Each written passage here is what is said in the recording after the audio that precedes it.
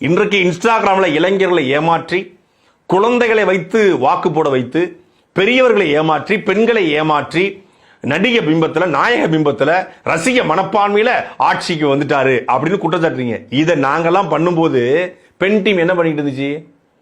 Watch collection வாங்கிட்டு இருந்துச்சா? இல்ல கார் கலெக்ஷன் பண்ணிட்டு இருந்துச்சா? இல்ல பைக் கலெக்ஷன் வாங்கிட்டு இருந்துச்சா? என்ன பண்ணிட்டு இருந்துச்சு? கரூர்ல 41 பேர் மரணத்திற்கு முழு முதற் காரணம் விஜய் அவர்களுடைய நேர மேலாண்மை, டைம் மேனேஜ்மெண்ட். அவர் சரியான நேரத்துக்கு வந்திருந்தா இது நிகழ்ந்திருக்காது என்ற குற்றச்சாட்டை வைத்த பொழுது பெண் டீம் அது குறித்து வாயே திறக்கல. கடைசியில ஒய்எம்சிஏ திடல போய் தாவேகோட தலைவர் விஜய் பேசுறாரு. கரூர்ல என்னை நீங்க பழி வாங்கிட்டீங்க அப்படின்னு சொல்றாரு. அப்ப கூட பெண் டீமோ இல்ல திமுக அமைச்சர்களோ ரியாக்ட் பண்ணல. ஒரு இல்ல எப்படி இது நீங்க பழி வாங்கன்னு சொல்றீங்க? நீங்க தான் பண்ணீங்க, உங்களால் நடந்துச்சு.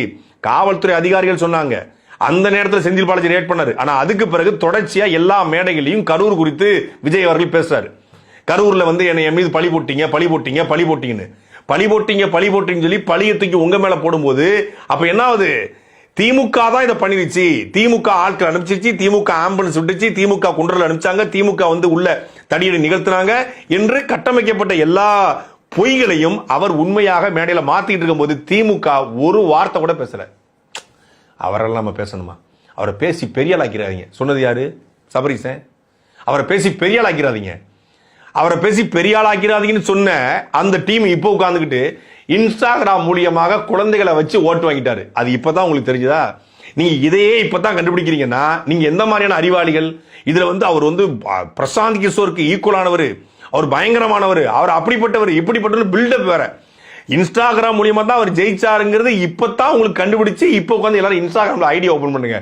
இப்ப நீங்க ஐடியா ஓபன் பண்ணி இன்னொரு 50 வருஷம் கழிச்சா நீங்க திருப்பி ஆட்சியை பிடிக்க முடியும். இப்ப ஐடியா ஓபன் பண்ணா நீங்க பேசின அவர் மீது வைத்த எல்லா குற்றச்சாட்டையும் அவர் உடைக்கிறாரு. அவர் உடைக்கும் போது எதிர்த்து பேசியிருக்க வேண்டிய, இல்ல அதற்கு மறுப்பு சொல்லிருக்க வேண்டிய, அப்படி சொல்லாதீங்கன்னு சொல்லிருக்க வேண்டிய, குறைந்தபட்சம் கரூர்ல அவர் மீதோ இல்ல அவருடைய சார்ந்தவர் மீதோ வழக்கு போடுற துப்பு கூட திமுக இல்ல. ஆனா நாங்க பேசினா என் மேல 14 கேஸ். ஆனா என்னைய திமுக பணம் வாங்கிட்டு பேசுறான்றான். 14 வழக்கு போட்டு 330 நாளுக்கு ஜெயில வச்சு என்னைய சொல்றான்.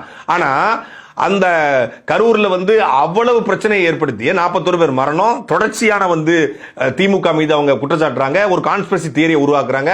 அதுல நிர்மல்குமார் மீதோ ஆதவர்ஜுனா மீதோ இல்ல புஷி ஆனந்த் மீதோ வழக்கு போட்டு உள்ள தூக்கி வைக்கிற துப்பு திராணி தெம்பு கூட திமுக இல்ல. கேட்டா தொட்டா பெரியாளாயிருவாங்க, தொட்டா பெரியாள் அவங்க அத்தனை பேர் அமைச்சராயிட்டாங்க. இப்போ அதுவாது பரவாயில்ல. விஜய் அவர்களுடைய தனிப்பட்ட விவகாரம் குறித்து ஒரு செய்தி சமூக வலைதளங்களில் பரவுது. எல்லாரும் எடுத்து பேசுவோம், அவங்க மனைவி விவகாரத்தை கேட்கறாங்க, அது செய்தியா மாறுது. அப்ப அவர் என்ன சொல்றாரு? திருநெல்வேலியில 30 வருஷமா நம்ம கூடவே இருக்கிறவங்களை வச்சு தேர்தலுக்கு 1 மாசத்துக்கு முன்னாடி நம்ம மேல பழி சுமத்துறாங்க அப்படின்னு நேரடியா திமுக சார்ஜ் பண்றாரு. அதாவது அவருடைய மனைவியை திமுக இயக்கி அவர் மீது விவாகரத்து வழக்கு போட விட்டுச்சு அப்படிங்கிறத பட்டவர்த்தனமா பேசுறாரு. அப்ப கூட பாயிண்ட் வரட்டும்னு ரஜினி முருகன் உட்கார்ந்துருப்பாங்கல்ல 3 பேர் சபையில பஞ்சாயத்துல, அது மாதிரி பாயிண்ட் வரட்டும். இதுக்கு மேல என்ன பாயிண்ட் வருது?